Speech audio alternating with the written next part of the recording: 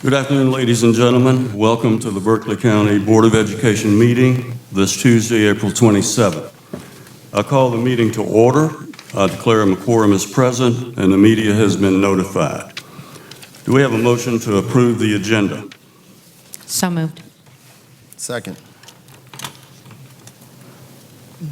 We have a motion by Ms. Tanner to approve the agenda, seconded by Mr. Wright. All in favor of this motion say aye. Aye. Opposed, nay.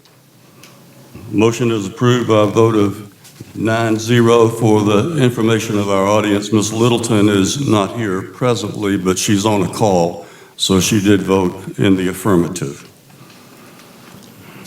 Do we have a motion to approve the minutes of the board meeting on April 13th? Make a motion to approve the minutes from the April 13th board meeting. Do we have a second? Second. We have a motion by Ms. Tanner to approve the minutes of the board meeting on April 13th, seconded by Mr. Wright. All in favor of approving the motion say aye. Aye. Opposed say nay. Motion is approved by a vote of 9-0. Do we have a motion to approve the minutes of the Berkeley County Board of Education budget workshop on April 14th? So moved, Mr. Chair. Second. We have a motion from Mr. Wright, a second from Ms. Tan. That's me. Ms. Tanner. All in favor of approving the minutes, say aye. Aye. Opposed, say nay. Motion is approved by a vote of 9-0. Do we have a motion to approve the minutes of the Berkeley County Board of Education special call meeting on April 15th? So moved. Second. We have a motion from Ms. Tanner, a second by Mr. Wright to approve the minutes of the Berkeley County Board of Education special call meeting. All in favor of the motion say aye. Aye. Opposed say nay. The motion is approved by a vote of 9-0. Do we have a motion to approve the minutes of the Berkeley County Board of Education executive session on April 19th? So moved, Mr. Chair. We Second. have a motion. Do we have a second? Second. We have a motion from Mr. Wright, a second from Ms. Tanner to approve the minutes of the Berkeley County Board of Education executive session on April 19th. All in favor of the motion say aye. Aye. All opposed say nay. Motion carries by a vote of 9-0. Do we have a motion to approve the minutes of the Berkeley County Board of Education executive session on April 20th? So moved, Mr. Chair. We have a second. Second. Mr. Wright makes the motion. Ms. Tanner gives a second. All in favor of the motion say aye. Aye. All opposed, nay. Ayes have it. By vote, motion carries by 9-0. Do we have a motion to enter into executive session? So moved. We have a motion from Ms. Tanner. Do we have a second? Second. We have a second from Ms. Marone to enter into executive session, and seconded by Ms. Marone. As stated, items for the executive session are 2B, a discussion of employment, demotion, or release of an employee or employees as needed. 2C, discussion of employment, appointment, and compensation, including benefits for district administrative positions and for other positions to be appointed by the board, including in-house general counsel position, capital project supervisor, and maintenance department director. Also, 2D, we have one student expulsion appeal. All in favor of the motion to enter into executive session say aye. Aye. All opposed say nay. Motion is approved by a vote of 9-0. We are in executive session.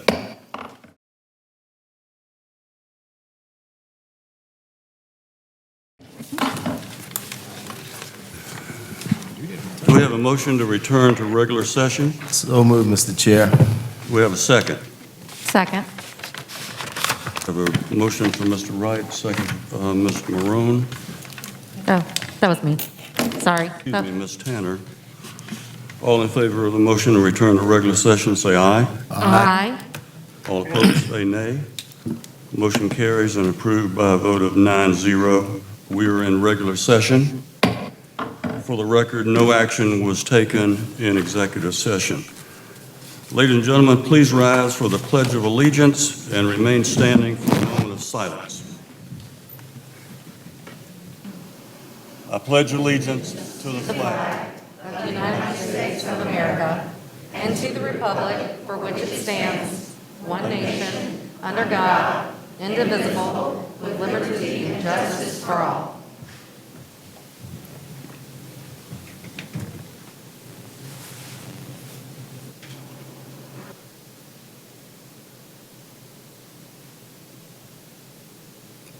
Thank you. Please be seated.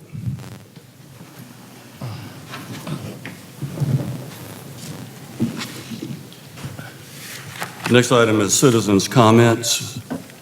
There are some procedures that I'm going to read. In order to conduct the meeting in an orderly and efficient manner, we ask that you honor the following guidelines. Stakeholder comments are welcomed and encouraged. However, the board will not take immediate action on public comments at this meeting. Any person wishing to address the board must register prior to the meeting. Comments must be regarding programs, policies, or procedures.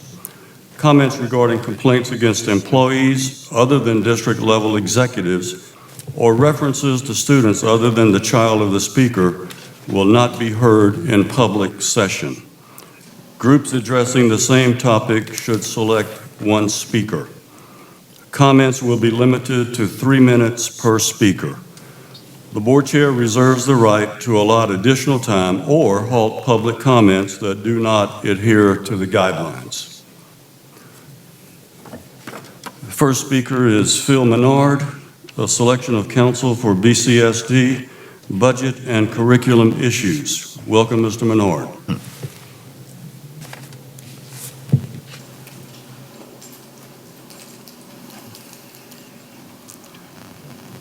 Good evening. Thank you very much for the opportunity to say a few words. I have just a few things on my mind relevant to the decisions that the board is preparing to make. First being the selection of a counsel for the board, for the school superintendent. Very concerned of what I have seen and heard and read about one of the candidates that is being considered for that position, and that being Ms. Tiffany Richardson. I have seen the comments that she has expressed. Sir, Mr. Chair, you need to tell him that he should not call her name. If he's speaking, he can speak in reference to... I believe it's public knowledge, sir. No, but I think when you're addressing the board, you know, this is a potential employee of ours, and we just made that in this comment that you should not call anyone's name per se. You can say the counsel or whatever, but I don't think you should call that person's name, just for respect from a... Okay, fine. I will reserve those the name. Anyway, the comments that this person made that I saw are totally objectionable. They are condescending. They are disrespectful of an elected U.S. senator, happens to be a senator of our state, and they are totally unprofessional. I am shocked that this type of individual would be considered as an attorney for the board. I have another comment regarding budget issues, that being if there is under consideration any increases in the millage rate, any increases in the budget that would affect the millage rate, I stand opposed to that. I am a resident of Monk's Corner, Fox Bank subdivision, and a homeowner here, and I would expect that the board would operate within its allocated budget and not plan on expenditures that go beyond that. Finally, I do want to say a quick word about curriculum, which is extremely important to me, as I'm sure it is most of our colleagues and friends and families, parents here, that if there is ever consideration of political correct curriculum, whether it be critical race theory or any other, that I stand strongly opposed to that type of teaching of our children, and would expect that we continue to teach our students from kindergarten on up on true civics issues on the history of our great country. Thank you very much.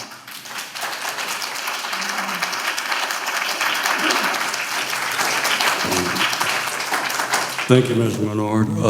We have, I believe it's Paula Quick. I think it's Paula Quick, yes. And the nature of the comment is we are concerned about hiring counsel that does not represent Berkeley County in regards to the general counsel. Ms. Quick. Okay, we will move on to the next speaker. Michelle Creedle. The comment is, I'm here to support the board. Teachers finally feel supported again. Thank you for looking out for students and teachers. Ms. Creedle.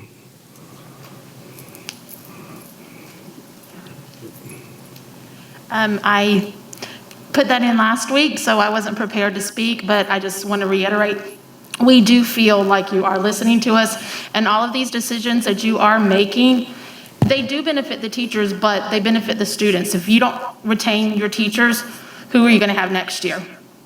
Sorry, I didn't have anything prepared. Thank you. Thank you.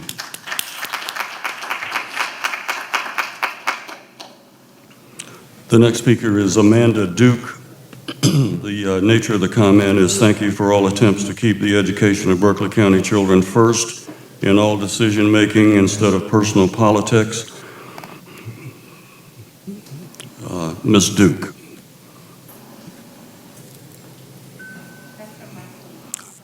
I do not see Ms. Duke, so we'll move on to the next comment.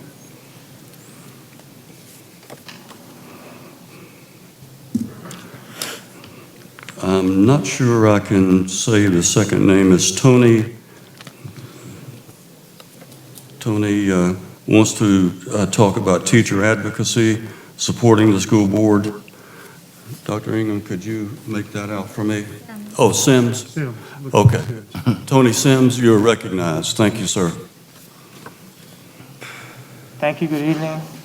I want to start off by saying thank you. Excuse me, Mr. Sims, could you speak into the microphone so we can hear you? I want to start out by saying thank you to the school board and to the teachers of Berkeley County. I'm very thankful for what you do. I know this past year has been very difficult. You guys had to overcome and adapt to many challenges, and it is not going unnoticed. Parents and residents of Berkeley County love you and respect what you do, and you are very valued.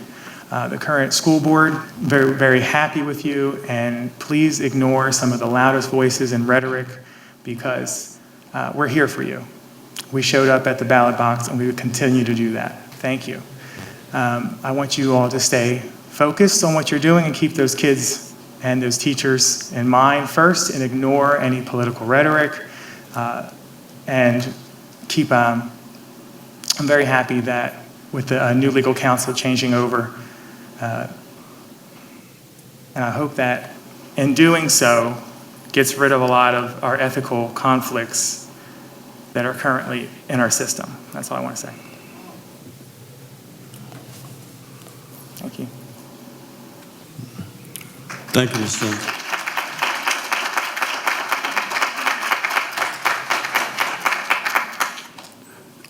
The next speaker is Dr. Chris Hanley. Comments about board procedures concerning meeting notifications.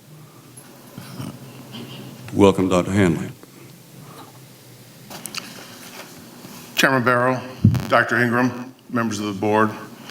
2 weeks ago, I sat in this very room at a regularly scheduled board meeting, and then again Wednesday came back and attended the budget workshop.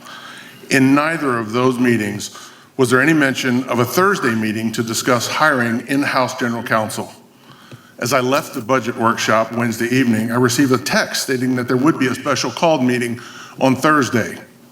I found that a little curious because before I left home on Wednesday afternoon to come to the budget workshop, I checked the website looking for the agenda of that meeting, and there was no Thursday meeting scheduled at that time.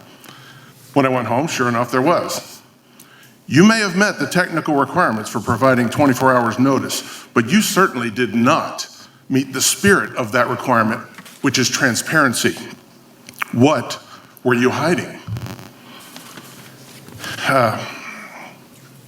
You know, as I later found out, I found out what you were hiding. You plan to award a multi-year contract at a very high salary with a $70,000 golden parachute to an attorney who already works for the South Carolina School Board Association. We, the citizens of Berkeley County, were forced to use the Freedom of Information Act to obtain those details. I also found in those documents that at least one, possibly two of the three members of the committee charged with finding candidates for the position had a prior relationship with the candidate chosen. And the chairperson showed great bias against other potential candidates, and it appeared that the fix was in from the very beginning. After reading emails and social media posts from the candidate, I found multiple tweets and that were disrespectful and dismissive to both of our U.S. senators. Bias against school choice, and many of these comments would be considered by many people to be even racist. I can now read for myself that the candidate you have chosen seems to see everything in her world through the lens of race, sex, and political party. Anyone who does not agree with this candidate is treated with disdain and disrespect. These public comments show, at a minimum, poor judgment. How in the world do you think you'll ever be able to discipline an employee for charges of racism, sexism, or political bias when you are knowingly hiring someone who has shown this type of poor judgment? I respect that you reopen the position and begin anew your search. The statements of the current candidate do not reflect Berkeley County values, and if they reflect your values, I would request that your voters reconsider their choice in representation on this board. Thank you.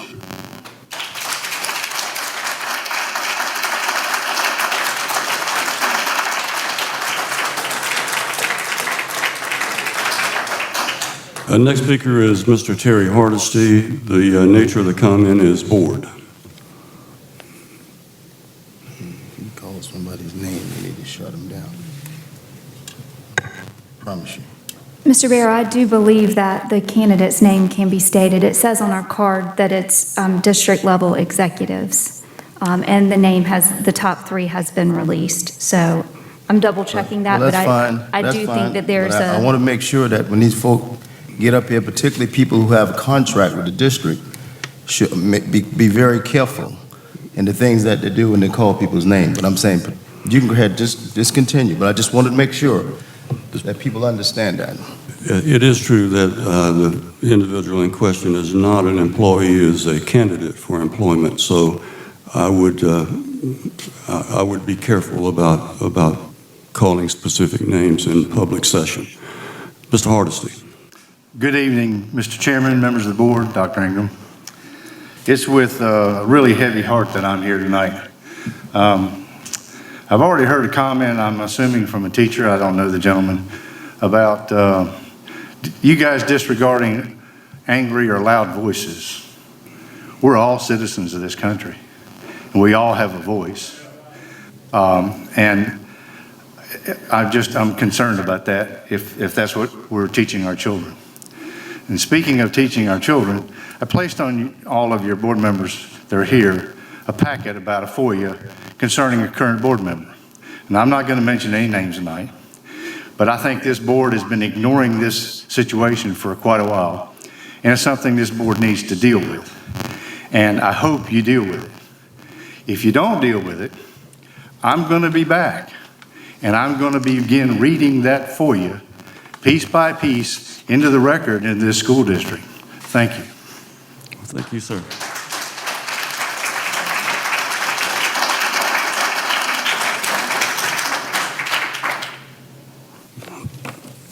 The next speaker is Victoria Cowart for comment of transparency and accountability. Welcome, Ms. Cowart.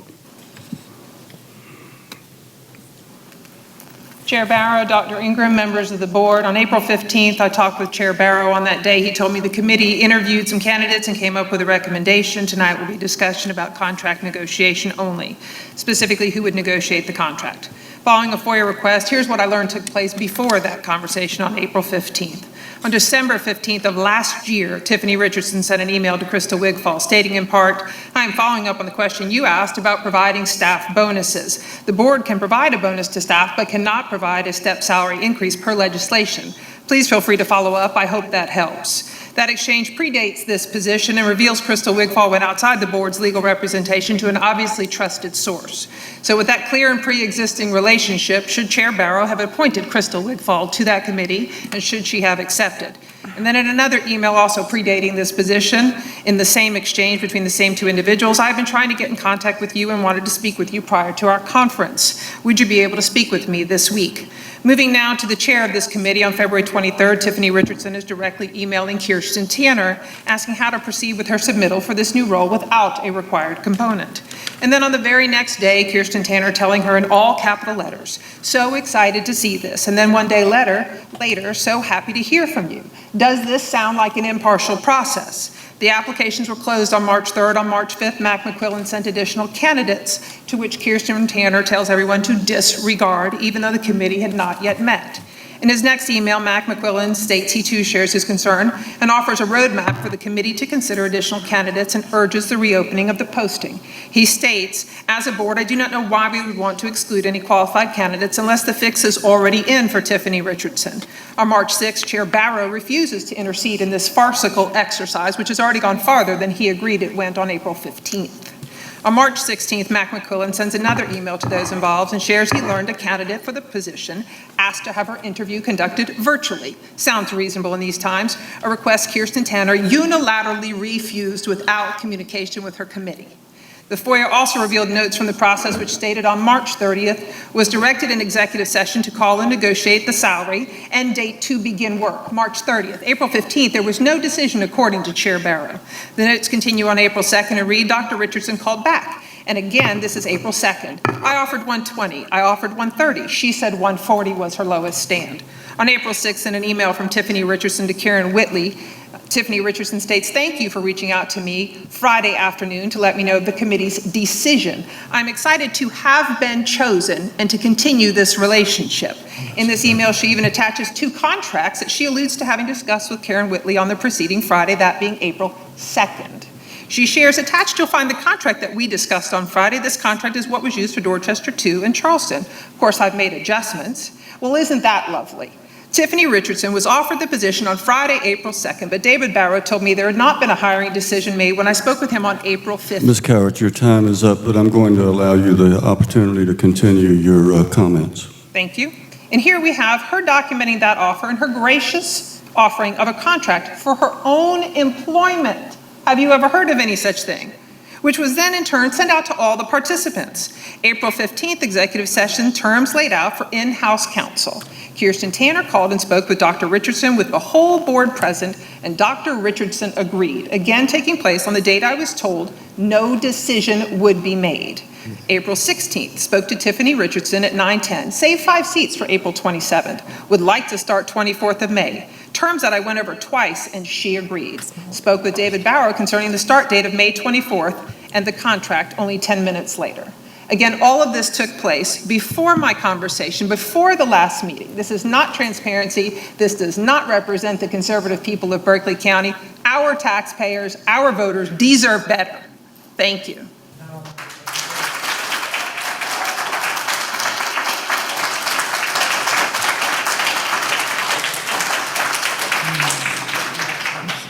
The next speaker is Christy Dixon on hiring a new school board attorney. Welcome, Ms. Dixon.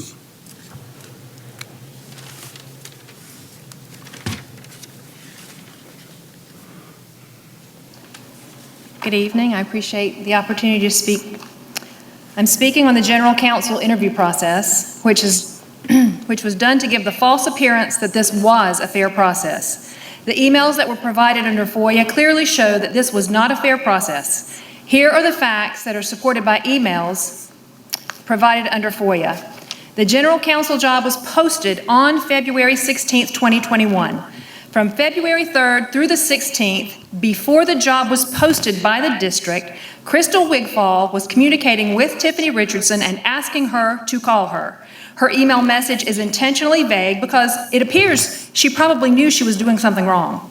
I have this email here with me. Additionally, it appears Kirsten Tanner clearly helped Tiffany Richardson with the application process and even wrote her an email before she applied with the subject line, application.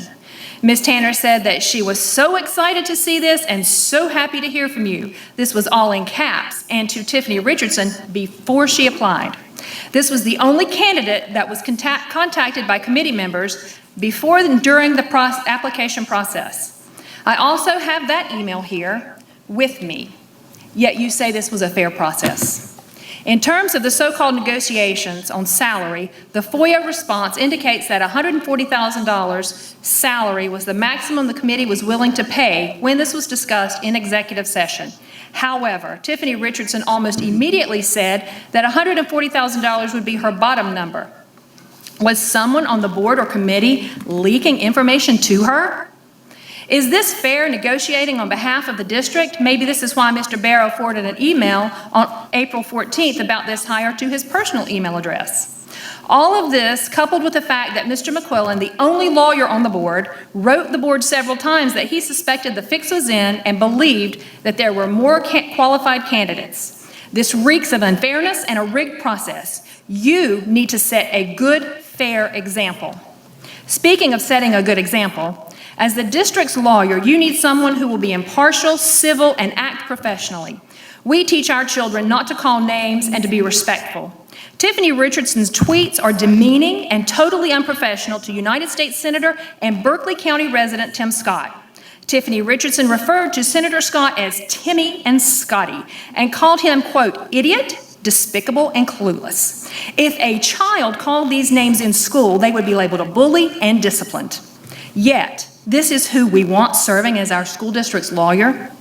Finally, and most importantly, I have read Ms. Richardson's email where she misrepresented to the district that Dorchester District 2's lawyer had a contract like the one submitted by Ms. Richardson. She made this statement so that the district would give her a contract, but her statement is not true. Name calling and lying. Our children deserve better, and so do all of the citizens of the county. The board says, let's just give her a year, see how she does. No. I implore the board to take a second and fair look at the candidates and pick the most qualified candidate, as Ms. Richardson clearly is not that candidate. Thank you so much.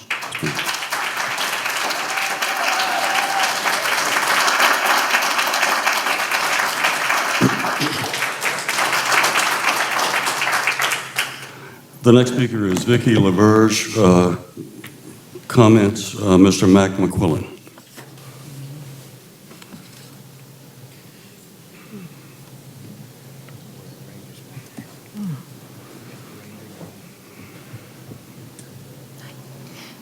Mr. Barrow, board members, Dr. Ingram, thank you for letting me speak. I'd like to read some excerpts from Mr. McQuillan's email obtained through FOIA to Ms. Tanner regarding his concerns about the General Counsel Committee's hiring process as being unfair. These are his statements. I am concerned about Tiffany Richardson's representations regarding Dorchester 2's General Counsel having a contract is untrue. You and Crystal decided to trudge forward, turn a blind eye, and vote to hire her. After contacting several neighboring and large districts, counties like Dorchester District 2, Greenville County District, and Berkeley, their in-house lawyers do not have a contract and are at-will employees. I am not aware of any other districts where the in-house lawyer has been provided with a 4-year contract term, like the one submitted by Tiffany Richardson. In your role as chair of this committee, I expected you to share all information you received with all committee members. This has not been the case. The multi-year contract from Tiffany was emailed by Tiffany on April 6th. However, it was not sent to me until yesterday, April 13th, less than 5 hours before our committee meeting, and only because I requested it. Was it reviewed by employment counsel, Brandon Gaskins, or any lawyer? If not, this is extremely atypical and raises additional red flags. I wonder how Tiffany Richardson happened to arrive at our maximum number as her bottom line. Was it coincidence, or was information from executive session leaked? I believe this process has been a farce from the start. As the only lawyer on this committee, all of my feedback has been disregarded. The last time Tiffany Richardson directly represented a school district in an employment matter or IEP was in 2008, nearly 13 years ago. To be clear, I do not know any of the candidates and do not have a relationship with any of them. I just want to select the most qualified candidate in a fair manner while not doling out our children and teachers' resources unnecessarily. As chair of this committee, you have asked us to disregard qualified candidates' resumes. A principal was wrongfully placed on the committee by you and participated in violation of board policy. Information has not been shared, and now you are turning a blind eye to the fact that Tiffany Richardson provided us with what appears to be untrue information. It's obvious to me that this process was put in place to appear fair when it's not. I have also now seen on Facebook all of the pushback based on Tiffany Richardson's condescending, inappropriate, and unprofessional posts from social media, which she now apparently Mr. Burns, deleted. I'm sorry that your time has expired. Thank you so much.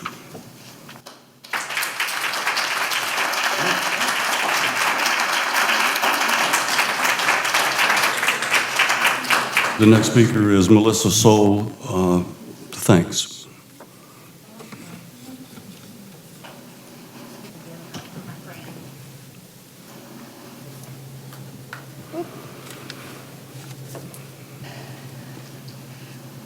Okay. Hello, thank you all. I did not actually come like I was going to prepare anything big, but I wanted to thank you all for your decision to keep the superintendent search in-house and to save the district a whole bunch of money and time with that decision.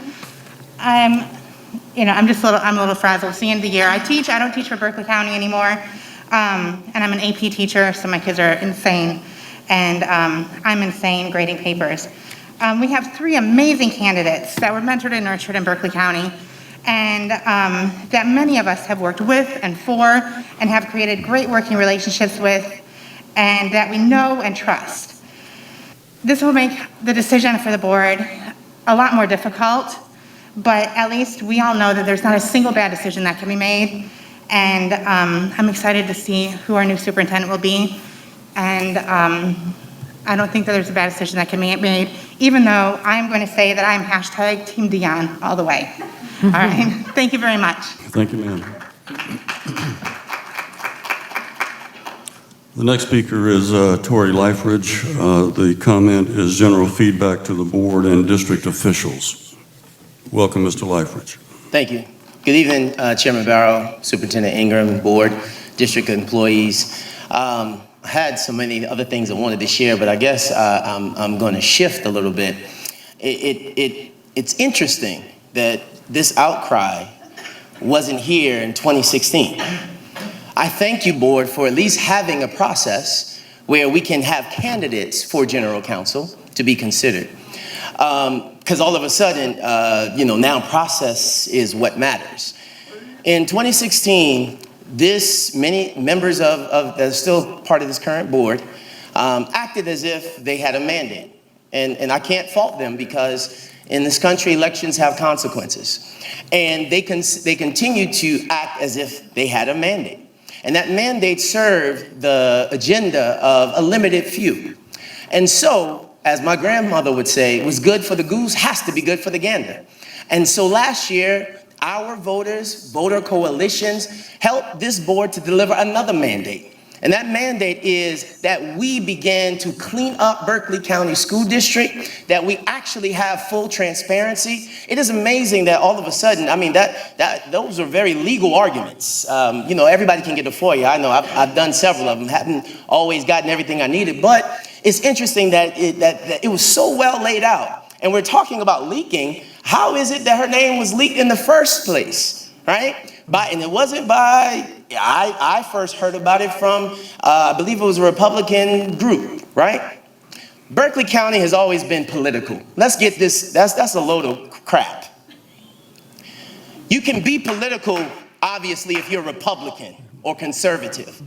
Let's not talk about raising millage. Let's ask the question, why was the millage decreased in the first place? If you went to the financial meeting a couple weeks ago, why was it decreased over 12 mills when it only had to be decreased about 3? Maybe it was to set it up so that now anything that this board does to raise mills is going to see like a tax increase. The audience will So we have to recognize that a lot of stuff has been going on, and there is a lot of people in this county who may represent the silent majority. And I want to encourage board members. I know intimidation is real, but I encourage you stand strong, because we will return full trust in this school district and in this school board, but you're going to have to stand to do it. And trust me, there is a silent majority, and everybody it ain't people who just look like me. It ain't people who just vote like me. It's a lot of people who are tired of a limited few controlling. It's the many that really want to see you guys be able to execute your positions with full responsibility, full authority, and full transparency. And that's the majority of Berkeley County. Don't be fooled by the rhetoric that you hear on tonight. Thank you so much. Thank you.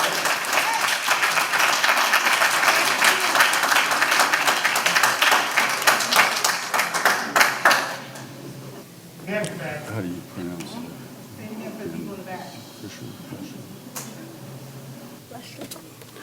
We're having trouble trying to see the last name. It's Ken Fessler.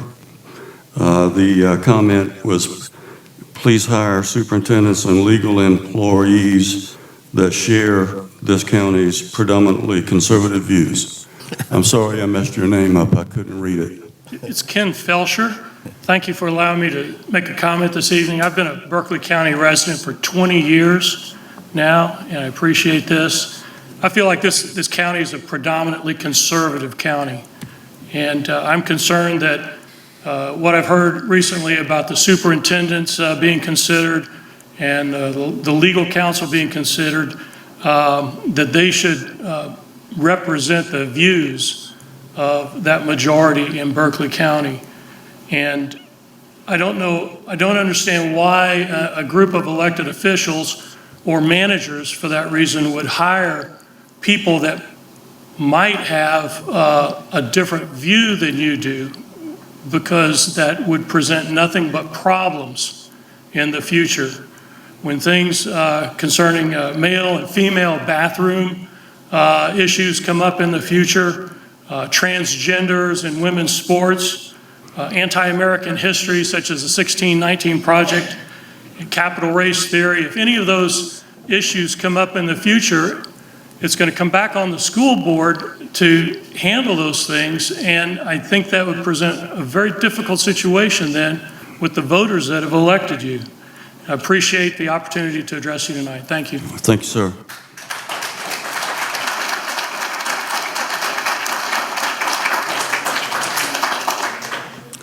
The next speaker is Nicole Rubert's comments under masks and their negative effect on children, and an extra struggle for those with delays to catch up, and actually delays them more.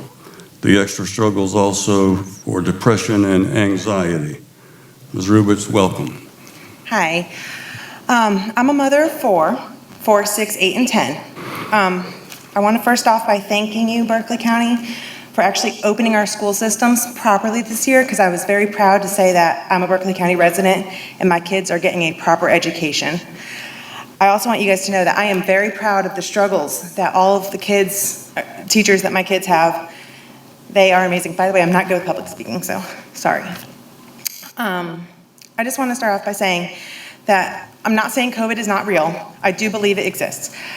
I am merely here to tell you that my children's story and how masks affect them in their schools and their development and their delays.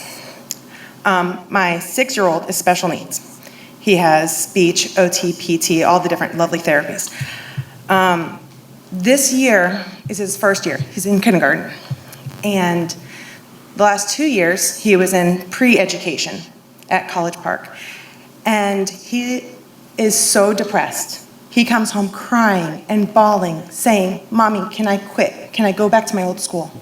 I said, "Why, baby?" He goes, "I can't stand these masks." I said, "Well, your old school wears them too." He goes, "No, Mommy, they don't." He doesn't understand, you know. And the fact that he's having such depression and such anxiety and such stress over this, we had to go to the doctor over it. And here's how much it has improved.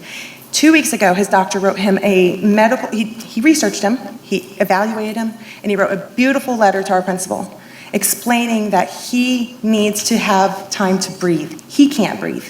He can't feel like a child. In that 2 weeks, I got a text on the way here saying that your son has improved in the last 2 weeks. What's happened? From his therapist. I've never seen this light. He's changed. He's already improved his speech. He's just going on and on about him. She's like, I cannot believe this. What happened? He doesn't have to get forced in a mask right now. He's able to look at somebody, understand what they're saying by looking at their eyes and their mouths. Because when you have a speech delay, you can't hear somebody all the time like this and actually learn to speak. How do you expect to learn to speak if that's your big delay and you can't even see what they're trying to say to you? He also has sensory processing disorder. That is a huge problem. Constantly has fidgeting, constantly has itching and anxiety. I mean, this list could go on and on of the things and struggles I've had just with him. This isn't even including my 2 older ones who are advanced and have their things going. But before I left the house today to come to this meeting, it was a soccer game. And being special needs, he's mommy. And I'm the team mom. And I said, honey, before we get going, I want to ask you a question. Only you can decide this. None of the other kids, just you. I want to know, would you rather have mommy at your game tonight to support you, or would you have mommy rather go to a meeting to help talk about masks in schools? Jumped out his seat and said, go to that meeting. Go to that meeting, mommy. Please, please. He wanted me to leave something that's so important to him, it's the only thing that makes him feel normal, to come to this meeting to ask not to have to wear a mask. It's not a huge thing. Thank you, Ms. Roberts. Thanks.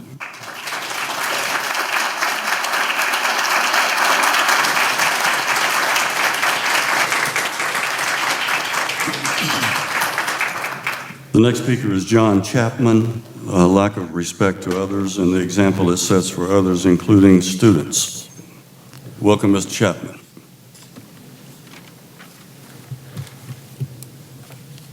Thank you, board members, everybody else attending, teachers, thank you as well. Comments that we make as adults affects everyone around us. They don't even have to see us. They may hear it firsthand, secondhand, thirdhand. Everything that we say and do affects the children from the time they're born up. The decisions that we make, how our mannerisms is, whether we're conservative, Republican, Democrat, liberal, extremists of any nature, it affects our children. It is our responsibility in every capacity, doesn't matter which side of the fence you stand on, to look at the best interests of the children, to teach them a normal life, not an extremist of any manner. Doesn't matter where we stand. I heard the term mentioned, ethical conflict. That's a very touchy subject for all of us. No one wants to touch that one. What's ethics? Every one of us has their own opinion of ethics. But when I enforce or apply my opinion to someone else's child, I've crossed the line. Is that acceptable for any of us? We have to look at this. We may not view the same thing as you, but we all have to stand together. These are all of our children. These are our future. Every decision that's made, whether it's negative comments on social media, whether it's a bully in school. Some of us have been bullied, some of us were bullies. Doesn't matter where we stand in our past or our future. Everything that we do in this room decides the future of the world. Thank you. Thank you, sir.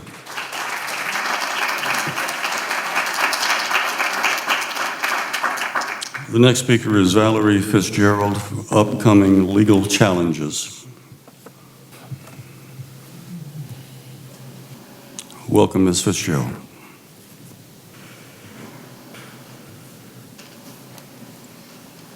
Thank you all for this time. I appreciate it. And teachers, as the daughter of 2 teachers, and my mother, who started her 3rd career at 50 to teach special needs kids, you guys are so valuable, and I appreciate you, even when I may not agree with you. Just like I don't agree with Mom, when she can tell you that that's a pain. It's my understanding you won't actually answer any questions. The ones I'm posing here are rhetorical, but if you'd like to answer them, that would be delightful. My first question is, what is it that the board specifically feels, what specific challenges is the district anticipating which would lead to their decision to hire full-time in-house counsel rather than someone who would be able to deal with something incident by incident with a specific skill set for that incident? Especially in light of the fact that we've been told, and many know already, that that's not the model that many other school districts follow. Furthermore, why, if that choice is a valid choice to have in-house counsel versus hiring on a case-by-case basis, would the district decide that it's appropriate to select someone who seemingly does not support conservative values? And when I say conservative, I don't mean Republican or Democrat. What I mean is we teach our kids the value and the power of words. Idiot? Nobody in my family, and I have school-age children, is allowed to say idiot or stupid. Stupid is the S word in my house, okay? And we don't say it. So we certainly would never call an elected official, whether it be President Biden, who I do not support, but he is my president, and I will go to my death defending that office, okay? But we do not call our elected officials names. I find it extremely disturbing that you believe it's appropriate to pursue that position for in-house counsel. Which leads me to say, I find this entire process rather suspect. Again, why hire someone in-house? What is it you anticipate that our district's going to be facing? What kind of events are you gearing up for? That's a little disturbing that you would hire someone who is seemingly very left-leaning. Do we need a strong-arm, left-leaning person who's going to advocate left-leaning positions in our schools? I find that disturbing. I certainly don't endorse it. The fact that it appears, based on everything I've heard tonight, and this is my first time at a school board meeting, so I, in many ways, am ignorant of the processes, but having worked in the business world as part of audit and compliance committee meetings for decades, I certainly do understand there are processes and procedures that need to be followed. Ms. Fitzgerald, I'm sorry, but the time has expired. May I say one more thing, sir? Yes, ma'am, you have a few more seconds. Thank you. I do not believe that my teenage daughter should be under the purview of an official who is left-leaning and may decide it's okay for her to have to encounter a boy in her bathroom. Thank you. Thank you.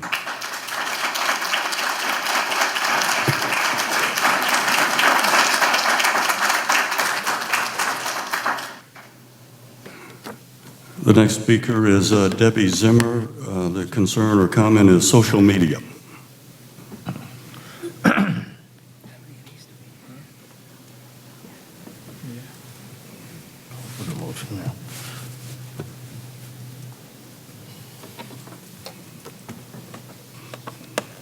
Welcome, Ms. Zimmer.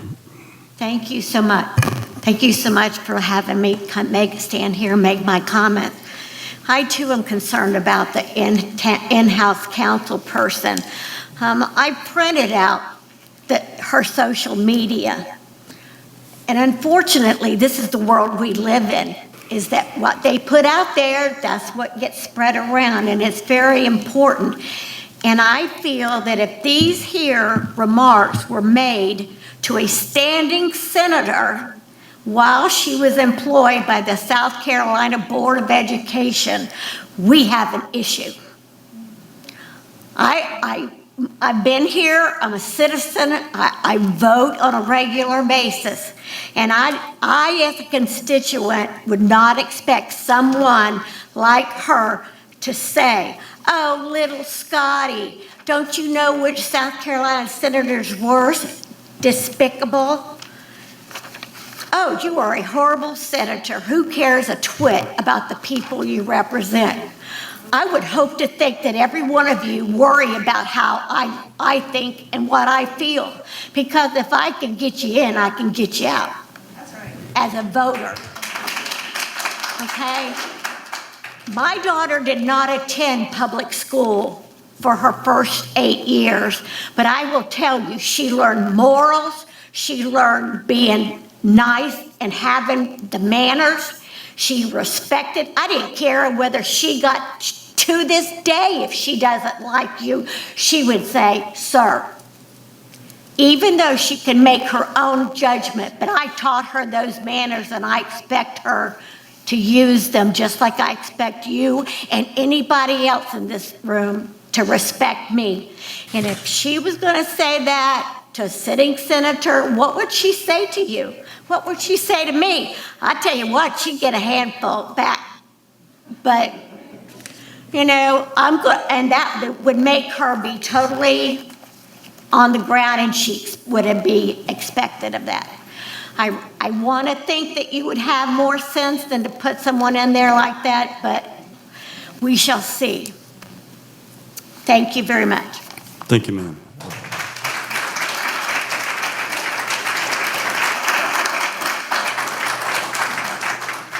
The next speaker is Karen Parker, Mask, Risk, and Long-Term Effects.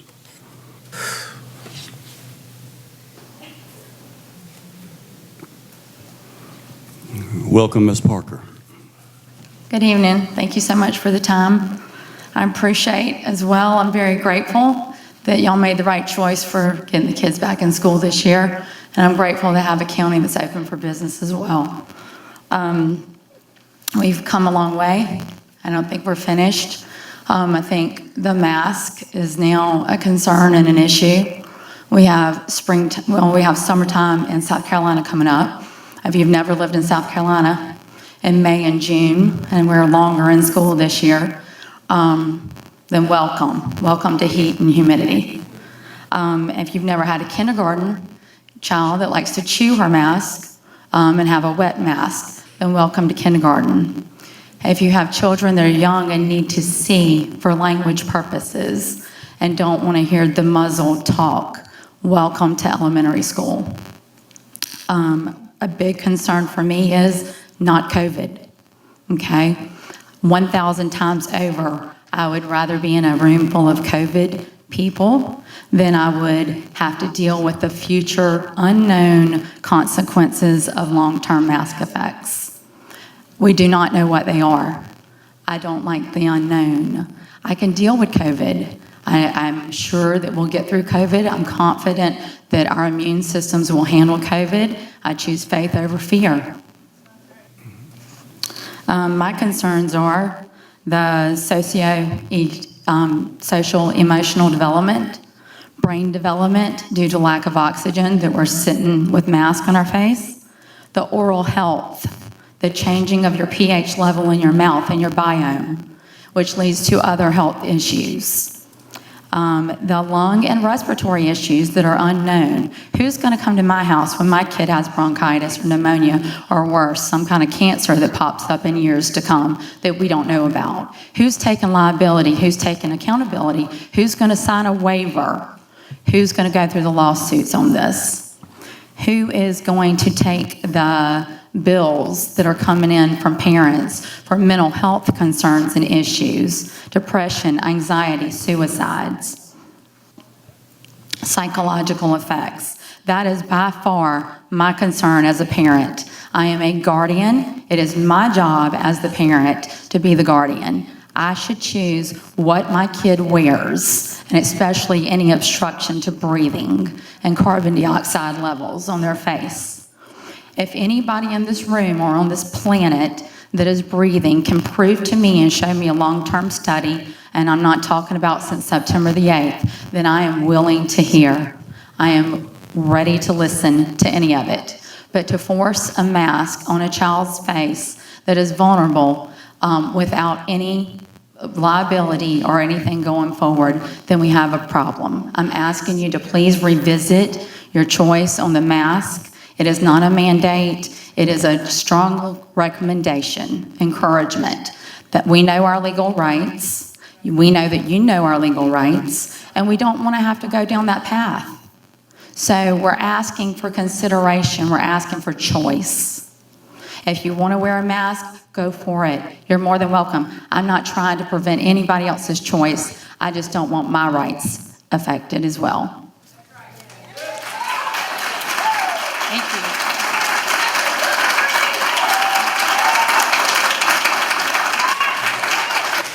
Thank you, Ms. Parker. The next speaker is Jordan Pace. Do not raise property taxes and do not hire in-house legal counsel. Thank you, Mr. Chairman, for having me. I'm a former educator, so I've seen and kind of been in the situation where you maybe catch a student, think they're getting away with something, and then it comes out and you find out what they're doing. Kind of gets awkward, a little weird, and they don't know what to say. And I think we're kind of feeling that tonight. I came up here really thinking when I got here to make a comment about how if one of my students, former students, would have made the comments that the potential counsel would have made on social media, and the school, administrators found out about that. If they made those kind of comments to another student, they'd have been disciplined. If they'd have said that in my classroom to somebody else, I certainly would have disciplined them. But I think Victoria and those who looked up all this other stuff going on with the FOIA to reveal that to us, my experience with, maybe not with you guys, but with politicians in general, I've worked in and around politics for the better part of a decade, worked for politicians in the State House, places like that. Often, politicians accuse other politicians of the things that they end up being guilty of. Accusing the transparency issue, I know came up last year in a lot of these races with a former attorney, and it seems like that's been the case of what's going on with this, accusing others of the thing you're guilty of. I think Jesus said something about that in Matthew 7, pointing out the log in someone else's eye. But my hope is that you don't go through that process, that you put an end to it, open it up, look at some other candidates who don't have that kind of rhetoric on their background. To the property taxes side, put on my other hat. If anybody's looked for a house recently, everybody knows the housing market is on fire. Houses don't last very long, prices going through the roof. And my hope is that you don't raise millage, not for the sake of homeowners, because most of y'all know, hopefully, homeowners don't pay the school board property tax mills. It's those who rent houses, who rent apartments that wind up paying that. Those on the lower end of the socioeconomic spectrum who would be hurt most if y'all were to raise taxes. So it's my hope that you don't do that. The prices of these homes and these rents are going up anyway. So please don't contribute to that and live, I hope, within the means that you already have, rather than raise taxes. So I appreciate it. Thanks. Thank you, Mr. Pace.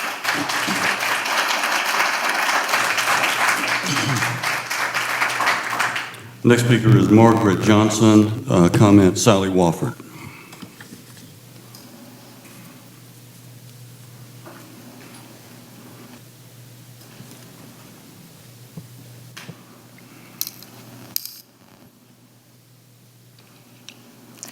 Chairman Barrow, Dr. Ingram, and members of the board, thank you for allowing me to speak.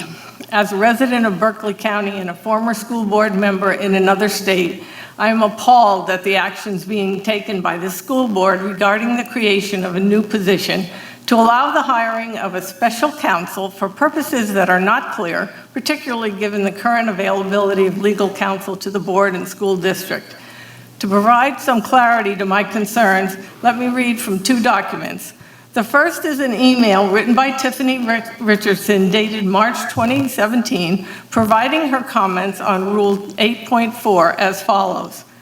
Model Rule 8.4G is simply the anti-discrimination and anti-harassment statement that is a requirement for every federal and state entity across the United States. I write policies for South Carolina school districts, so I can attest to this. Why should this fundamental principle not only apply to the practice of law?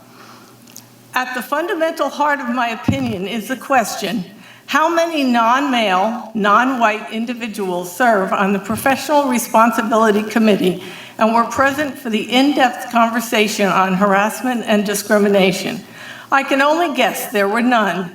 Furthermore, I can only assume that the conversation amongst this homogeneous group of provincial white men centered on the fact that they do not believe there is ever a racial or sexual divide in society or the practice of law. Well, I beg to differ. It is 2017 and time to wake up.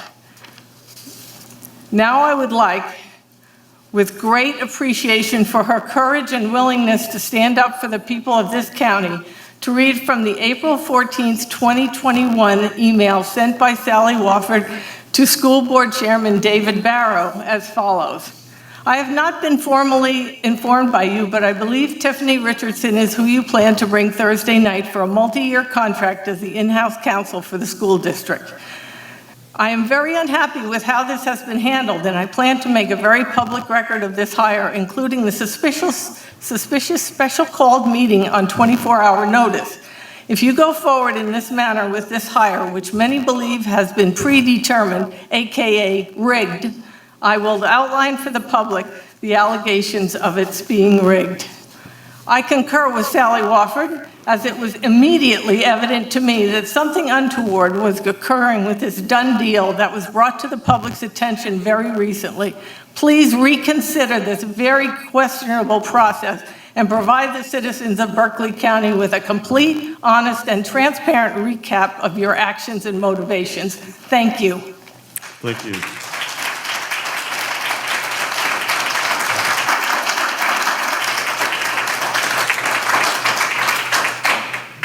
The next speaker is Lindsay Piper Loomis, Critical Race Theory.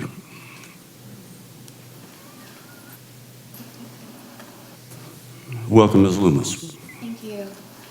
Thank you for allowing me to be here. I am actually campaigning for South Carolina District 1 on the Republican ticket. And over the last several years, I have actually traveled internationally in the purpose of civility. I've gone to Africa where the children didn't look at my skin color, but actually played games with me, and we shared meals and we shared time together. It's come to my attention by constituents in this district that you guys are entertaining the thought of critical race theory. Students have come home sharing with their parents what's going on. And, you know, for me personally, I look at all men and women are created equal. I believe that every single voice, not just in Berkeley County, but in this district, has a unique infusion of their voice to put into this district. If my own children, I found 8 years ago that when they were in the public school system, that there was programming already taking place. We weren't supposed to know what they were learning in class or what was hidden behind closed doors. And I pushed it all the way to the state level in Texas and found out that there was already programming happening. I teach my children civility because I believe that through humility that we can actually come all around the table, every race. I don't want my children to identify themselves as only a male or a female, black, white, green, blue, purple, but actually to value the person in front of them with the gold that is inside of them. We were all created in the image and the likeness of God. That is our truest form of our identity, and it's an unalienable right. It's irrevocable. So when I look at my friends of all different nationalities, I've met with government leaders in different embassies all over the world, I don't see their race. I see who they truly are. A voice that has to be infused into this world. And without that, the entire world, corporately, individually, humanity is at a significant loss. It's no longer about Republican versus Democrat or this versus that. It's actually, we need to come together for true unity. History repeats itself because we continue to apply strategies that don't work. We see segregation happening over and over again with different groups, different races, different things. It appalls me. And so when these constituents came forward to me and said that their kids had been surveyed in class by certain teachers, I asked those teachers, I ask you to evaluate, what was it that you wanted to be when you were growing up? I've got 25 seconds left, I'm almost done. What was it that I wanted to be? I wanted to be a congresswoman, I wanted to be president. But first and foremost, I'm an American first. We need to look at that instead of at race or gender. Thank you.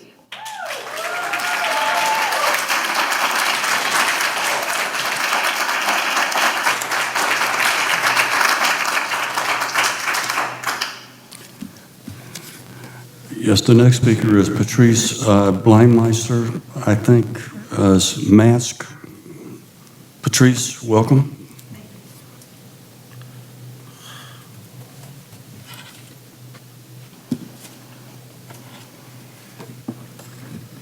I want to talk about our policy with the mask. You know, I'm really actually quite confused, and I've actually even called the school board, and I've called the governor's office. There is no mandate by our governor any longer. We are under a state of emergency, quote, because of the federal funding for the rollout of our National Guards for the vaccine for those who want it, end quote. Okay, good. Our website, but I even called and wanted to speak first and get it, even though before going to your website, it says encouraged all through there about our mask. Encouraged. Encouraged and required are totally different, okay? We're adults in here, and we're supposed to be more susceptible to this virus, but we have the right to sit in here without our mask on, and we're doing so. But we're asking our children to go to school for 7-8 hours a day. I got grandchildren, 4 and 10, and wear that mask because before they even get out of my car in the morning, the first thing that person's saying to them, where's your mask? I have a problem with that, especially when it's encouraged. But I have a principal at our school that is saying required. Now, when does a principal get to make policy over what the school board and our governor says? Okay, so I've done quite a lot of research. Okay, I've done a lot of research about this virus. We know a lot more about this virus than we ever knew a year ago. Okay, children do not. This virus, for the most part, does not affect them. There's been one case in my granddaughter's school. There's been 2 in the middle school and 3 in the high school. Okay, no deaths. Okay, out of all these numbers, first of all, they've even said that these numbers are inflated. They've proven that. Okay, but I've got you studies from Stanford. I've got you studies from OSHA. Okay, OSHA is a government entity. The CDC is not. The CDC is a private entity. Other places, but I even went further studies. Stanford, I went to an actual mask expert and brought you that study as well. Okay, so when we have encouraged and we're in here without them, I want these masks off my grandchildren and I want them off much sooner than later. Okay, I'm going to leave the information with you, but it doesn't matter what pandemic or what war or what anything else we're at in the nation, nothing tramples our rights. That's right. Nothing. Okay.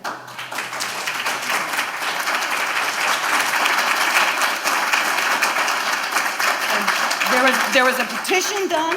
I've got about 125 signatures. Before we did the petition, there was a poll. There was over 600 on that. So I got about 720, and that was a matter of less than a week. Okay, so, but this is the information for you, for every single study, and I would ask that you please look through it and make some good decisions for our children, because that's what we elected you guys for, not the CDC. Thank you, ma'am.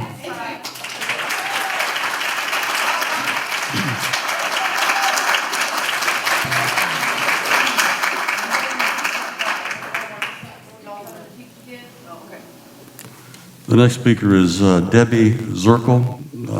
Comment on hiring action. Ms. Zirkle.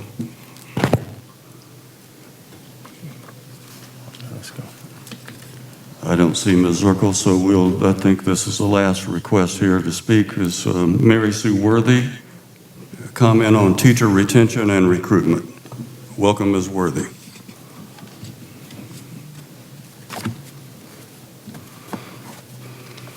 I'm not going to touch the laptop.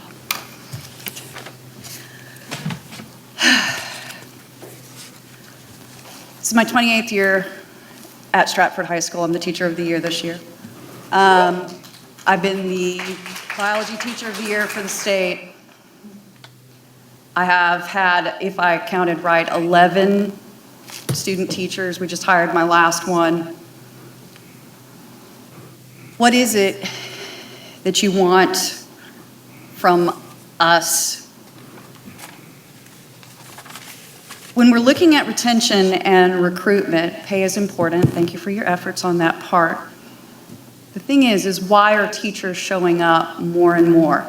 It's no secret that we're showing up and showing out probably more than makes you comfortable. That's because you are not making, in some cases, decisions that help us do what we need to do. And this has been the case in the past. It's not a deliberate thing. It's not something that was designed to interfere with us or hold us down or be ugly. But you didn't hear us. You weren't willing to listen. And so we've made efforts on the political front so that you hear us, and hopefully you start to listen to us when we start to speak on policies and things that are interfering with what we do for all of our children. I'm not teaching kids that are on the right, kids that are on the left. I'm teaching all the kids. And if you think I have time for an agenda, the only one that I have time for is the one I write on the board every day. And that deals with anatomy and physiology and forensic science. So this idea that we're this left-wing group of nut jobs really doesn't help with retention and recruitment. And I can assure you that people are asking, why should I stay? And why should I come? And if I come, how long am I going to stay? Over 6,500 teachers in the state of South Carolina left since August. We're not even at the end of the year. So you decide, where's your support going to be? And start listening to us, please. Thank you.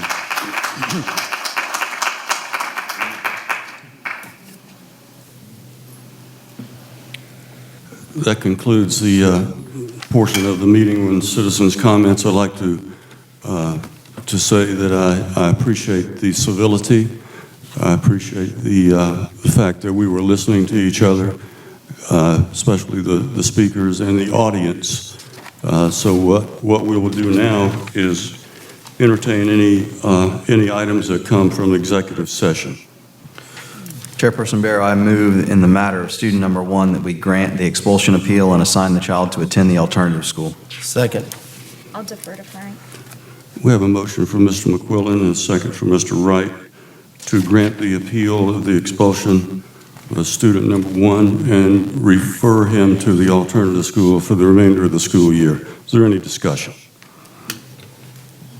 Call for the question. All in favor say aye. Aye. Aye. Opposed? Nay. The ayes have it by a vote of 9-0. Next item from the executive session. Mr. Chairman, I move to accept the recommendation of the administration to name Mr. Ronnie Burnett as the new Executive Director of Facilities and Maintenance with a starting date of April 28th, 2021. Second. We have a motion from Ms. Marone and a second from Ms. Wofford to accept the recommendation of the administration to name Mr. Ronnie Burnett as the new Executive Director of Facilities and Maintenance with a starting date of April 28, 2021. Is there any discussion? Hearing none, we'll call the question. All in favor say aye. Aye. Opposed, nay. Unanimous consent. Congratulations, Mr. Burnett.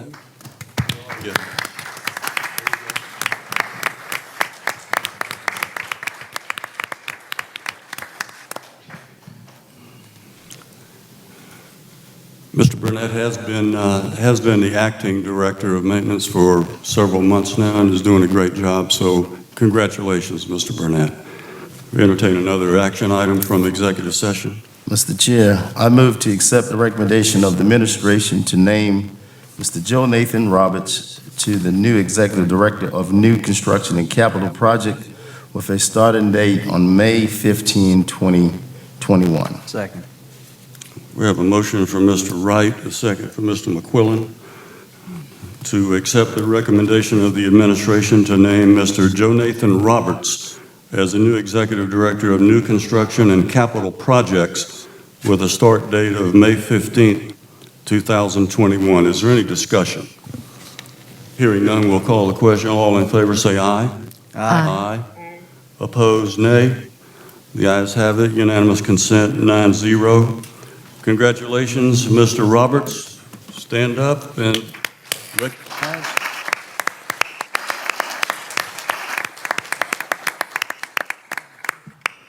Did you get a picture, Brian? Okay.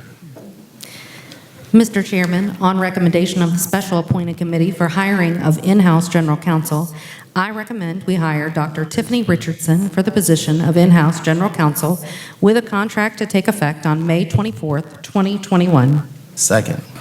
We have a motion from Ms. Tanner, a second from Mr. Wright, to hire in-house general counsel, recommendation of Dr. Tiffany Richardson for the position of in-house general counsel with a contract to take effect on May 24th, 2021. Is there any discussion? Yes, sir. Ms. Walford. A lot of things have been discussed. I won't be repetitive. I just would like to point out that we do have a social media policy, and we hold teachers, nurses, administrators, hourly employees, all employees to the highest standard. But we're going to give a $140,000 contract to a lawyer who tweeted, "I don't think you're an idiot because of the color of your skin. Your words and actions are more than enough." We have literally fired minimum wage, part-time school employees because of old social media posts that violate our policy, things that were not posted by the employee, but they were held accountable. But we're going to overlook these tweets in the hiring process for a lawyer who should hold themselves to the highest ethical standard. It's unfair, it's inconsistent, and I cannot support it.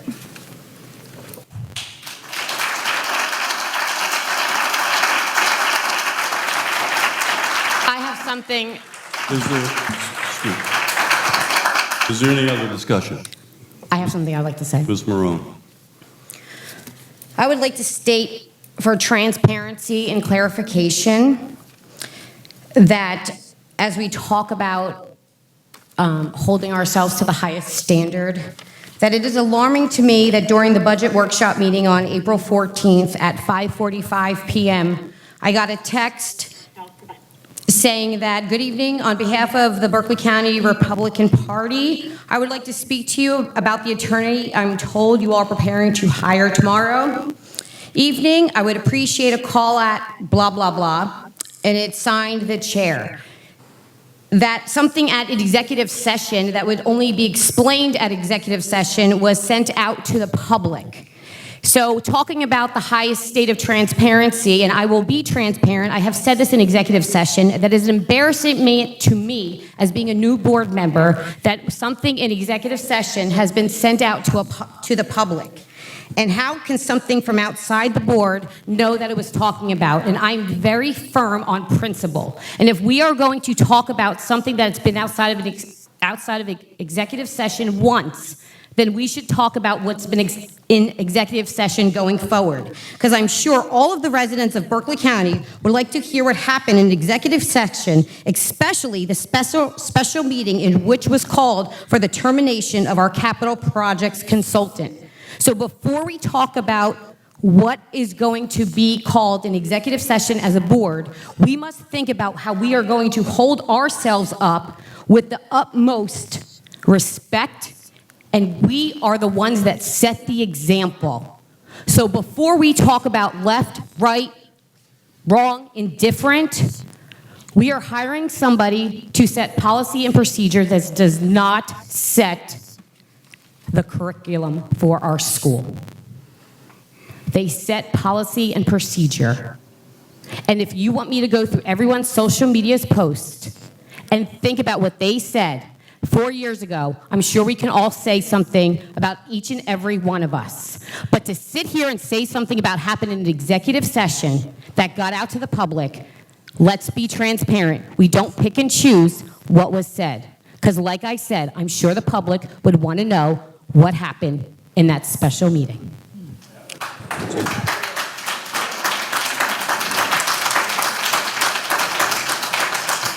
Any other discussion before we call the question? I have something to say. Mr. Wright Chair. is recognized. And the Hold on, reason, Mr. the reason why I'm going to speak to this effect, because I've been on this board longer than anyone else has, for 23 years.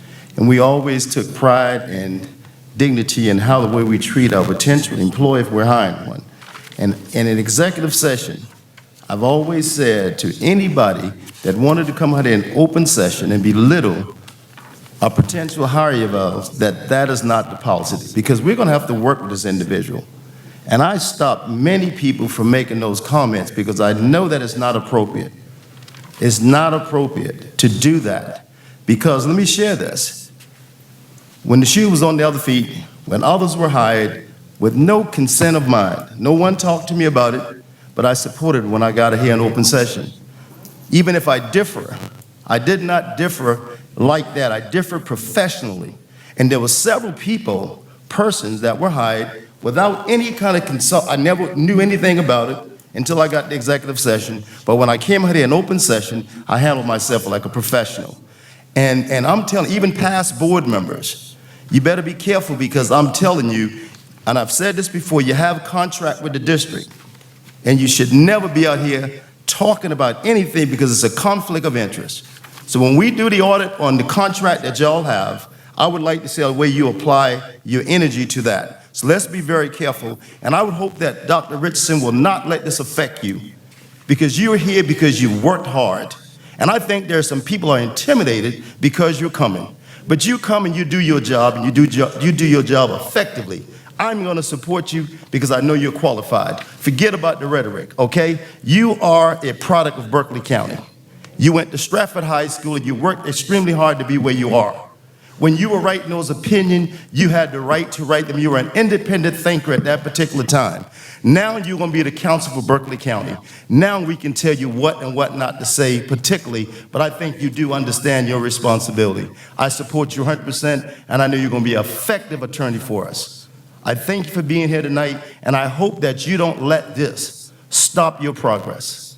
Please don't. Thank you very much for the opportunity to speak. Amen.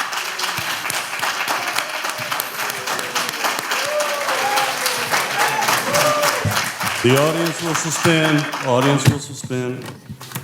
Is there any other discussion?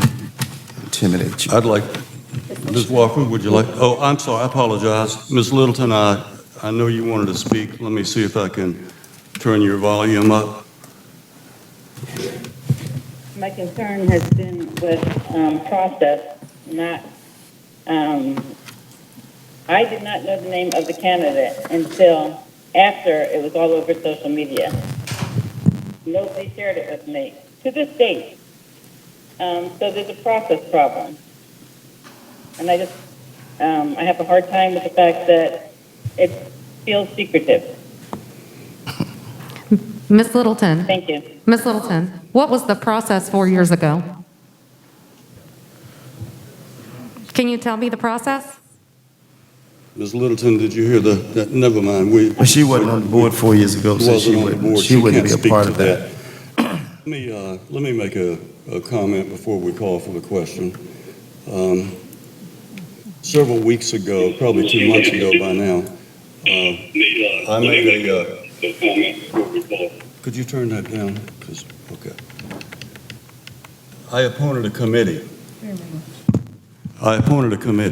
Of 3 board members to conduct a search for the application, the interview, and the recommendation for an in-house general counsel. The committee was chaired by Ms. Tanner, and other members were Mr. McQuillan and Dr. Wigfall, and the board approved the committee. according to the policy, the committee has to be approved. All of the rhetoric is personal, and it is in some way possibly political. Let me just say that school board politics are nonpartisan. They have no place in the school board. That is by law. That is the law. We are nonpartisan. When we run for office, we don't run as a Democrat, Republican, Independent, or anything else, conservative or liberal, because that's just the way it is. I believe the committee has performed its duties under the responsibilities that I gave them, and have performed well in providing what I consider to be a well-qualified candidate. Dr. Richardson has an extreme, tremendously credentialed past in terms of her education. She has a BS from University of South Carolina. She has a master, not an MAT, an MBA, Master's in Business Administration. She has a Juris Doctorate, in which is a law degree, and she has a PhD in something political science or something. So she is really, really well educated. She's also currently, I think for 7 or 8 years, has been the general counsel and policy person for the South Carolina School Boards Association, which is a highly regarded position in this state. Last week, you may or may not have seen publication that Dr. Richardson was elected as secretary of the National School Boards Association of Attorneys. So she is highly qualified, highly credentialed, and we will expect no more out of her than what she's already given in her other capacities, and it will be certainly scrutinized, because this board, she will report directly to the board. That's why I made certain that the committee was made up of board members, because Dr. Richardson will report directly to the board and on a day-to-day basis, obviously to the superintendent. At this time, it'll be Dr. Ingram. So let me just say, I understand the personal issues.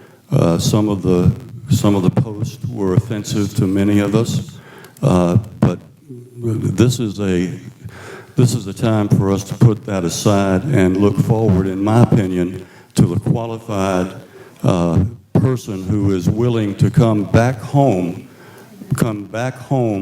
to provide the services of our in-house general counsel. So with that said, is there any other discussion? We'll call the question. The audience will suspend, please. We'll call the question. All in favor of Dr. Richardson, say aye. Aye. Aye. Opposed, nay? Nay. Nay. So we have 4 to 5. If you raise your hand, let's do it this way. If you do not oppose, if you agree with the hiring, raise your hand. 3, 4, 5. We have 5 members. If you disagree, raise your hand. And Ms. Littleton, you'd said nay? Yes, I said nay. Okay. The vote is 5-4. The motion carries. Dr. Richardson, congratulations.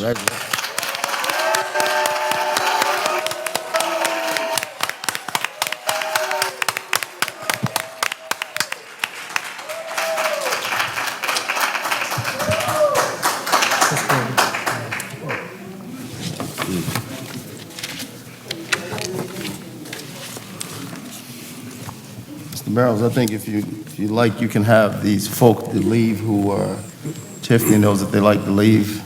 I'm sorry, Mr. Wright. You probably can have them to leave now if they'd like to, the families. Yes, what we're going to do next is go through some committees. So this would be a good time if you'd like to leave the meeting. Thank you for coming. If you'd like to stay, you're welcome to stay. Just wait for a second till they leave. Thank you, Mr. Wright. Mr. Barrett.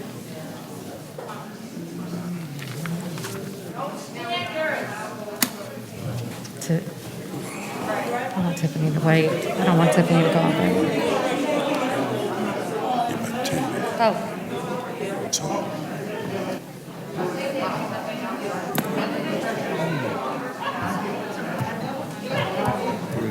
That's the worst one I've been to. That's definitely the worst meeting I've ever been to. But now This is the worst meeting I've ever been to. Yes. The bathroom used to be right in the boardroom, so that is an upgrade that we made in this. What was that? One of the bathroom. Oh.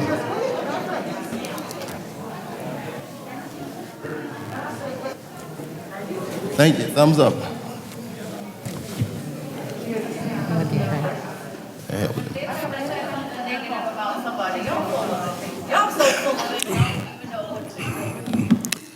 Okay, we have, several people have left the audience.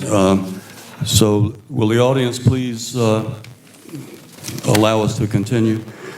The next items on the agenda are reports from standing committees. First, a report on the Committee of Finance and Capital Planning. Chairman Mac McQuillan. Mr. Chairman, the Committee on Finance and Capital Planning met on April 13th, 2021, and on recommendation of the committee, I move to donate the parcel to the Tri-County Community Center, subject to the following terms. The Tri-County Community Center would cover any closing costs associated with the transfer.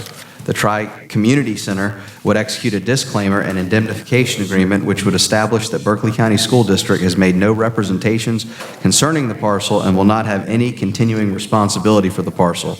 Berkeley County School District will produce a simple transfer agreement establishing the bullet points above. We have a recommendation from a committee and no second is required. Is there any discussion?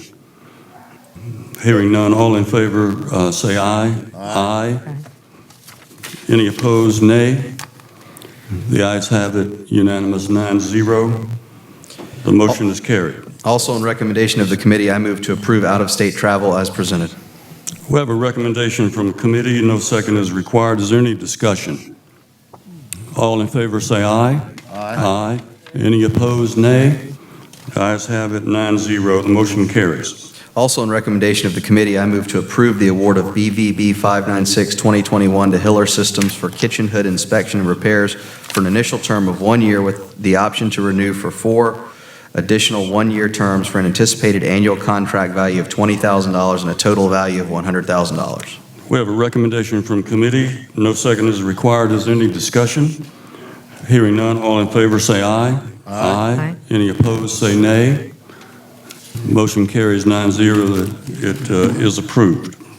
Also, on recommendation of the committee, I move to approve BVB 598-2021 as an indefinite delivery contract for painters contractors to B&R Painting Incorporated and Quintech Solutions for a maximum term of 2 years or until the maximum value of $750,000 is reached, with no single project to exceed $150,000.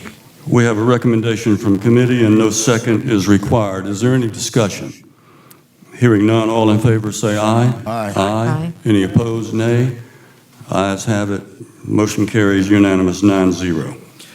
Also, the committee met earlier this evening, and on recommendation of the committee, I move to approve the award of BVB 599-2021 for Phase 2 roof replacement at Devon Forest Elementary School to Reich Roofing Services Incorporated for a total project cost of $842,182 for the base bid and all 3 alternates.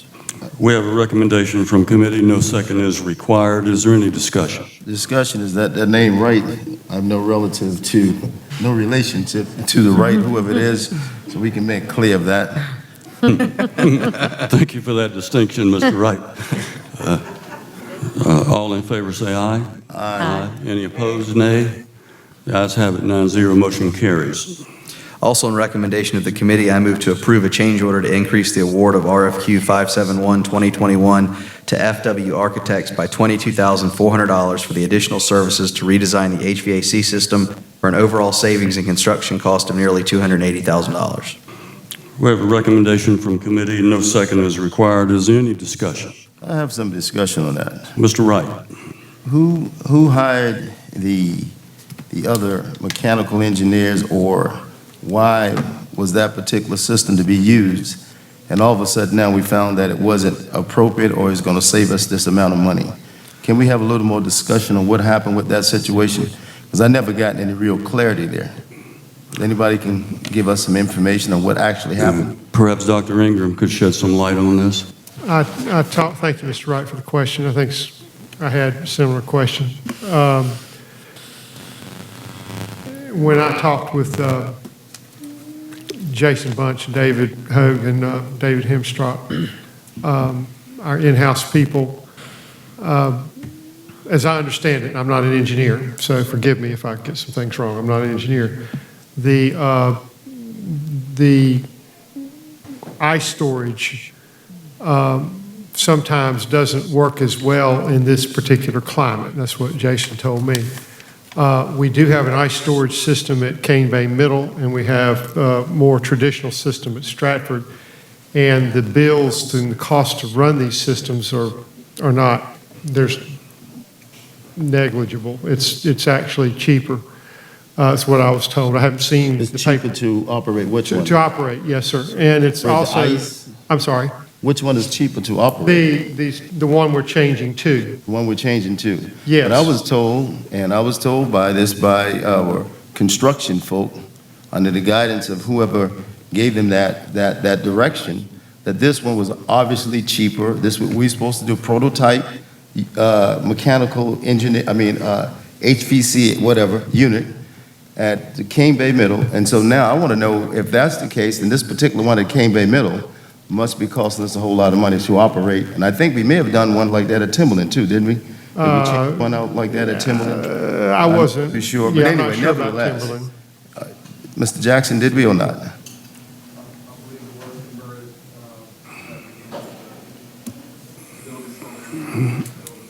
But what I'd like to find out going forward is if these other units are costing us as much money to operate, then we need to find out about that. Because as we go through, because I'm looking at $9 million to change those out, are those the same one that we were told that we needed to have? And now if those are costing us more than we should be paying for, then I have a problem with that. Yeah, I really do, because we need to have all that information, because this was going to go into this new addition, right? And now we changed it. New That's construction. right. This is the new K-8. New K, That's correct. now we changed that. But anyway, that's a red flag for me. I just wanted to have that on record, that we need to further do some more investigation on those units to make sure that we're getting the bang for our bucks, and we're just not being hoodwinked. Okay, thank you very much. I agree with you, Mr. Wright, and I'm sure the hire of Mr. Roberts will hopefully he'll be able to scrutinize these things closely to make sure that we are more cost effective. So we need to call the question. All in favor of the motion, say aye. Aye. Aye. Opposed, nay. The motion carries 9-0. We did Plan B, right? Yes, Yeah. the recommendation from the administration is for Plan B. All right. Also, on recommendation of the committee, I move to approve the ESSER 2 Plan B budget as presented by administration.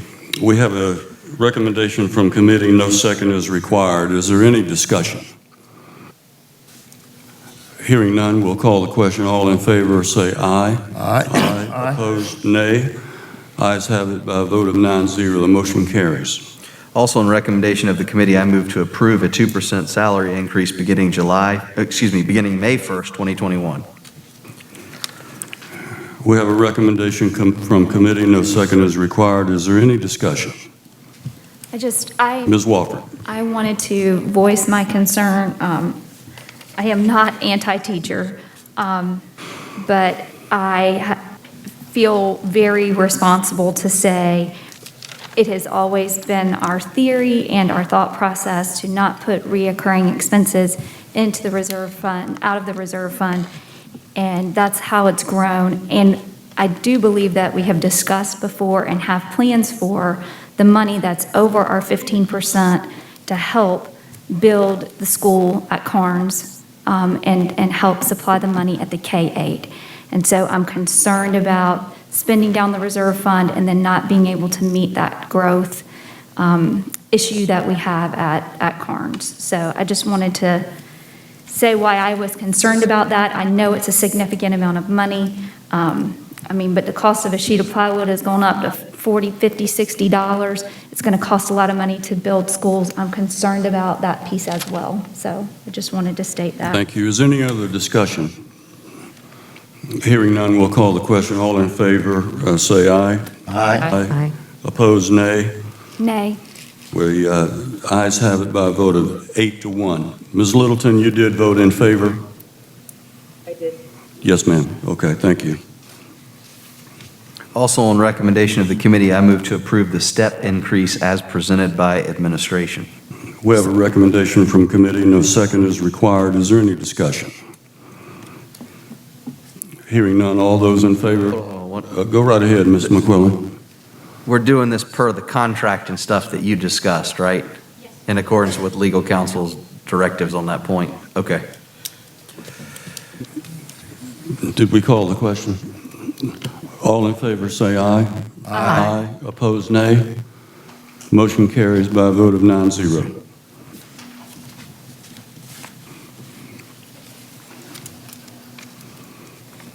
Mr. Chairman, that concludes my report. Next is the Human Resources Committee report. Chair Kirsten Tanner.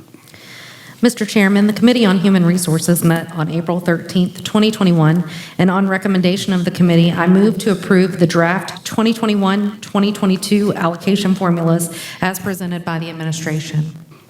We have a recommendation from committee, and no second is required. Is there any discussion? All in favor say aye. Aye. Aye. Any opposed say nay. Ayes carry it. Unanimous, 9-0. Motion carries. Also on recommendation of the committee, I move to approve the district strategic plans and school renewal plans as required by the State Board of Education Regulation 43-261, SC Code 59-18-1300. We have a recommendation from committee, and no second is required. Is there any discussion? Hearing none, all in favor, say aye. Aye. Opposed, nay. Ayes have it. Motion carries 9-0. Mr. Chairman, that concludes my report. Thank you, Ms. Tanner. The next item on the agenda will be the superintendent's report. Dr. Ingram, you're recognized. Thank you, Mr. Chair, board members, staff, members of the audience. I'm pleased to report that our COVID numbers are falling. For the week of April 19th through 23rd, we had 29 total cases, 5 staff, 19 students, 5 blended kids, 131 student close contacts, 6 adult close contacts. That's significantly fewer. In the county report that we get, I think I forwarded that to you, got it today, from Berkeley County, we are the 5th lowest in total inactive infection rates, and active cases are decreasing almost daily. The county is on the low end, but not decreasing quite as fast as other counties, but still doing very well. The county report indicates that and is encouraging citizens to continue to follow guidance and reaching out to private entities to ask that masks still be required. We do have a COVID team that meets every Monday morning, a COVID response team. I didn't attend yesterday. But they do review recommendations on a weekly basis. And as I guess luck would have it, a couple hours before this meeting, CDC loosened some mask restrictions. But the COVID team will certainly take those kinds of things into consideration when they meet, the following Monday. So it's an active group. It's been active for a year, and they respond to the latest information. And we all know how frustrating that's been because it changes frequently. But I'm encouraged overall by what we've seen and appreciate it. The bids for the Carnes attended a meeting this morning, phone meeting, for the Carnes area school. The bids are going to go out the 4th of May. We should receive them back June 3rd, and we should be able to award the bid if we have a special called committee meeting and full board meeting on June 22nd, I think. I've got that right. I see the nods. What kind of bid is this, Dr. Ingram? Are we doing a hard bid? Are we doing a seam at risk? Are we doing design build? What is particular type of construction on this particular school? What are we doing? What are we? I'm sorry, Ashley. Ashley Cash said it was a low bid. And we said we already sent it out. We already made plan to do that. We review the qualifications first. You're saying that we have reviewed the qualification of the contractors, the number of contractors that will be bidding on this project. Who are those contractors? I just want to have the names of those contractors so I can know who they are. And we said this bid is going to go out on the 4th of May. And this is going to be a hard bid. It's not going to be a seam at risk. It's not going to be any of those things. I think it's important, for me right now, just for that same example I just used with the heat and air conditioning system. And we're going to send this out right now. I disagree with that right now. I totally disagree as a board because it's like we're starting all over and we need to figure out where we really are with these projects.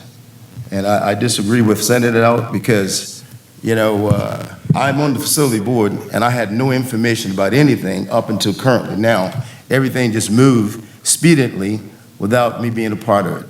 And I totally disagree with it until we find out more about what kind of bid we're doing, what is best for us, and to look at what kind of system the unit is in this particular project.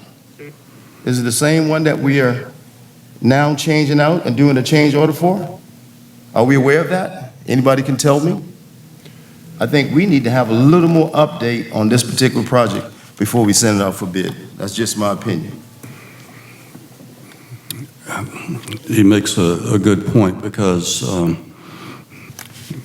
I've had very little experience with construction, but the information that I have gathered over the last several months, being a board chair and a member of the board per se, it seems as if the CMR, the construction management at risk, is the preferred way to bid. But it also seems like in this particular situation that usually a CMR kind of goes along with the architectural design initially. Absolutely. And Yes. that could be an issue with doing a CM&R. And we could do it a little bit, and I understand, but what I was really referring to is that we're removing stuff now, okay?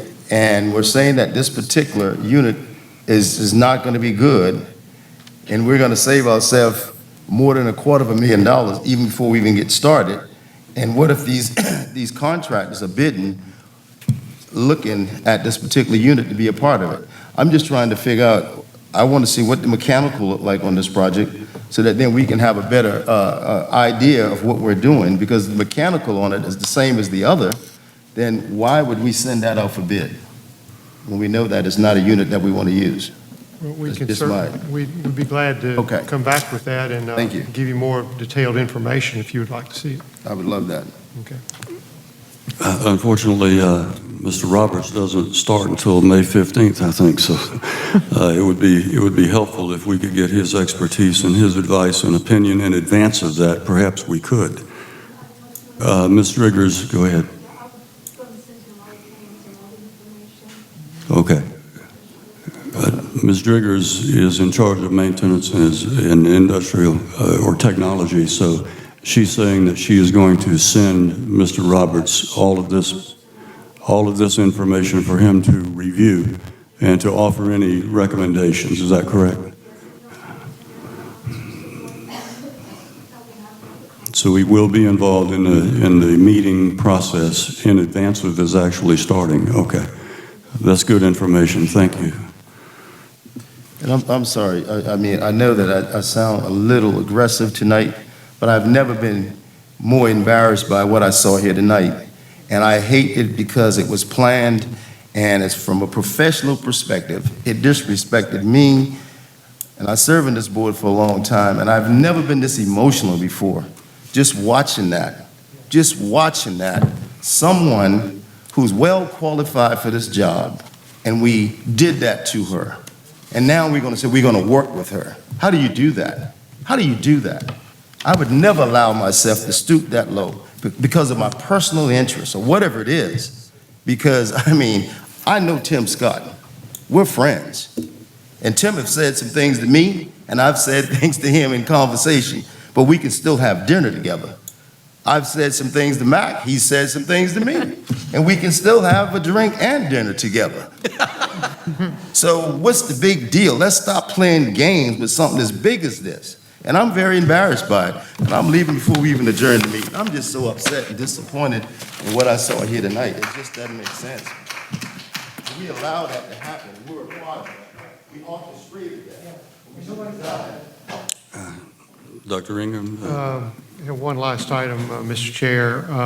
I want to thank our teacher forum. Judy, thank you for a great Teacher of the Year process. I did watch the whole thing. I wasn't here for the announcement, but I was so moved by Brittany Gary as our Teacher of the Year, moved by her speech. And one thing I extrapolated from it, and it is paraphrased, but she said, color in neon markers boldly and outside of the lines.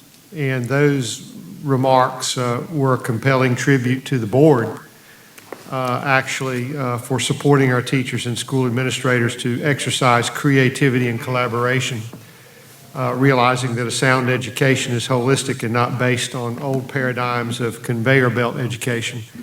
Marching to the nail of standardized testing. So, as I approach the end of my tenure here, I think my tenure, and I know this is not my last board meeting, but I feel compelled to say it. I want to end on a positive note. I feel like it served its purpose.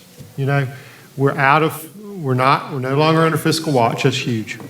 And I don't take credit for it. I give credit to everybody here that had a hand in it. Didn't happen alone, right? I appreciate the openness to the academic focus, that things are more important than just numbers on a sheet of paper that so many people, wring their hands over, that we're really looking at the education of a holistic child and giving kids opportunities to develop skills that will carry them far in life. And I appreciate the teachers that have the courage to unhitch themselves from the post. And you're not going to have to hear that. I know you've heard that 1,000 times. And you're not going to have to hear it many more times, but I hope you'll take that with you. I repeat things often on purpose. And I do that because I want them to stick.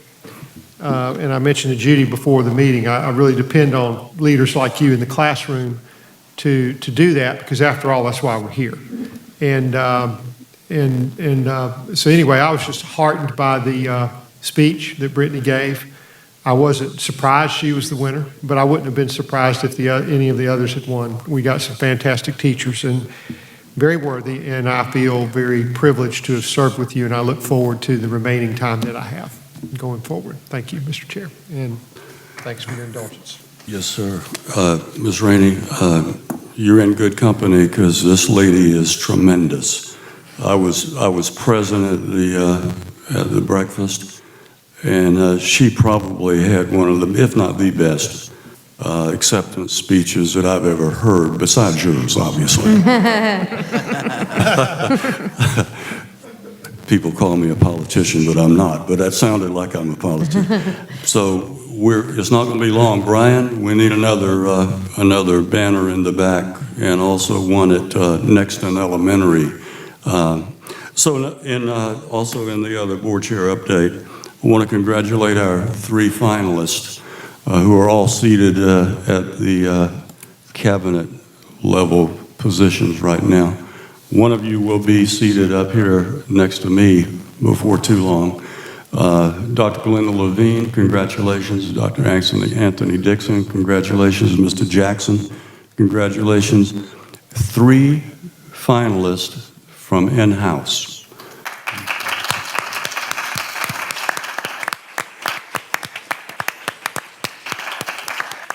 There were superintendents from all over the southeastern United States and South Carolina that were very qualified, highly qualified people, and I'm ecstatic that we have 3 finalists. And I don't think I'm speaking out of turn, but on May 10, 11, and 12, we'll have some community opportunities for the meet and greet and also a reception right here at 4 o'clock on the 10th, 11th, and 12th from 4 to 4:45. And then Then they'll be on the grill one more time at 5 o'clock for the final interview. So congratulations. At this time, I'll entertain a motion to adjourn. So moved. Second. We have a motion from Ms. Tanner, second from Mr. McQuillan. All in favor say aye. Aye. Opposed, nay. Unanimous, 8-0. We are adjourned.